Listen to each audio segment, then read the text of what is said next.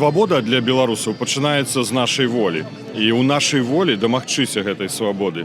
І менавіта мне прыемна казаць гэта для радыё «Свабода». Вы ведаеце, калі мы не будзем прысутнічаць у грамадскім абароце, калі мы не будзем казаць, што мы ёсць беларусы, што мы працягваем верыць і, галоўнае, працаваць на тое, каб замяніла сітуацыю Беларусі, нас проста пакінуць. Мы расчаруемся, і мы не зможам дасягнуць гэтай мэты.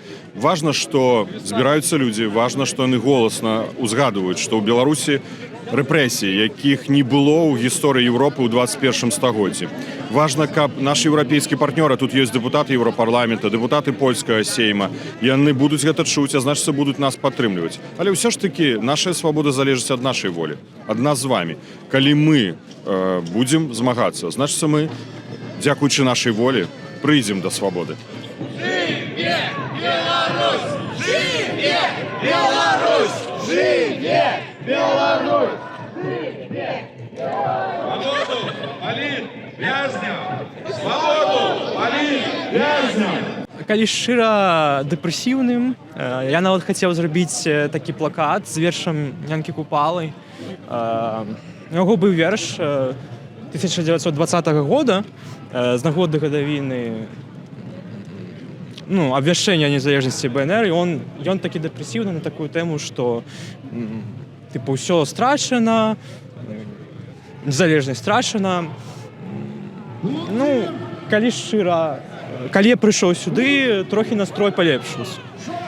Бо пабачыў, што гледзячы на тое, што ўжо прайшло 6 гадоў з 20-го года, досыць шмат людей приходит на эти акции.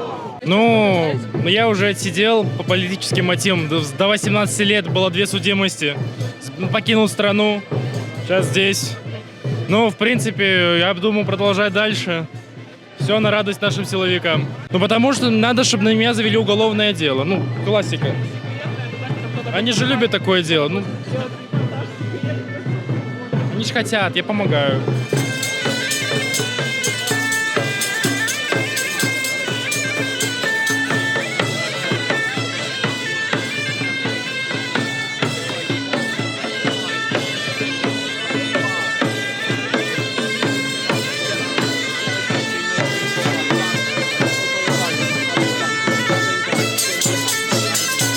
Я вельмі ўражаны салідарнасцю беларусаў. Па ўсім свеце адбыліся акцыі на гэтым тыдні. І тут у Варшаве, бачыце, сотні людзей, і ўсе такія зараджаныя, смелыя.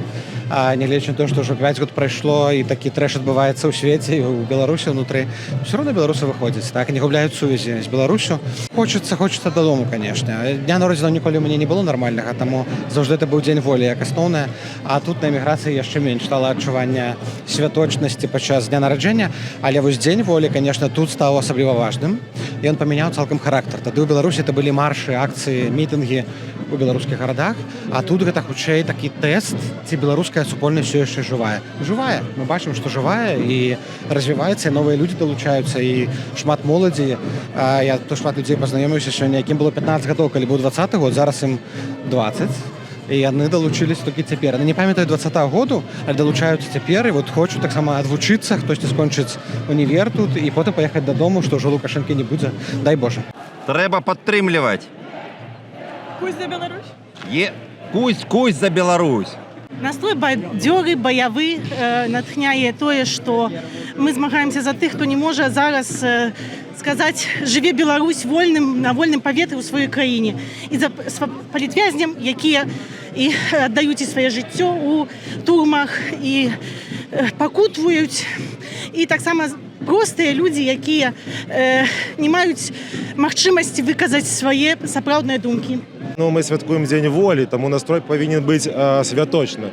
Але мы павінны помніць пра палітвязні, гэта тэж задача пра них напамінаць. Гэта адзін з матываў гэтай акцыі. Я не з Варшавы, але жыву ў Польшчы, і штогод спецыяльна 300 кіламетраў еду на дзень волі такі агульны. Да, это змагар, которому яшчэ не мае месяца.